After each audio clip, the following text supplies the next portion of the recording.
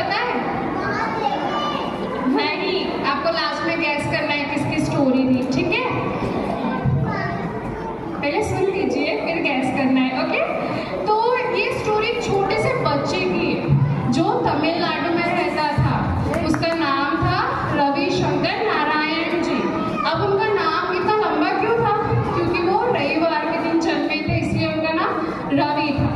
अब वो जिस दिन जन्मे थे उस दिन शंकर जयंती थी, और शंकर जयंती को रामानुजन जयंती कहते थे। रामानुजन मीन्स नारायण होता है, इसलिए उनका नाम रविशंकर नारायण था।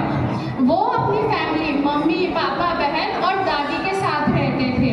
वो है ना उनकी दादी के फेवरेट थे और वो उनकी दादी को बहुत प्यार करते थे। आप लोग करते हो ना अपने दादा दादी को प्यार? वैसे ही वो भी करते थे। अब वो डेली स्कूल जाते थे, पर स्कूल जाने से पहले उनका नियम था कि चाहे कितना भी लेट हो रहा हो, कितना भी काम हो, पर वो पूजा किए बिना घर से बाहर निकलते थे नहीं। अब वो ऐसे ही डेली स्कूल जाते थे, पर कई दिनों से ना उनका होमवर्क बाकी रह जा रहा था। तो उनकी क्लास में रूल था कि जो होमवर्क करके नहीं आता था उनको डंडी से मार पड़ती थी। किससे पड़ती थी?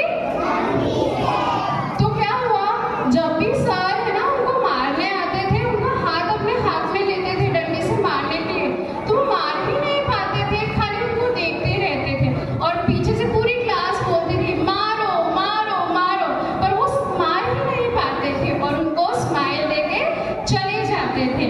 फिर वैसे ही पीटी का पीरियड आया तो सारे बच्चे बाहर खेलने गए। सब अलग अलग गेम खेल रहे थे, कोई क्रिकेट खेल रहा था, कोई खो खो खेल रहा था, कोई फुटबॉल खेल रहा था। फिर अचानक से उनके सामने बॉल आके खड़ी हो गई। वो खेलते नहीं थे।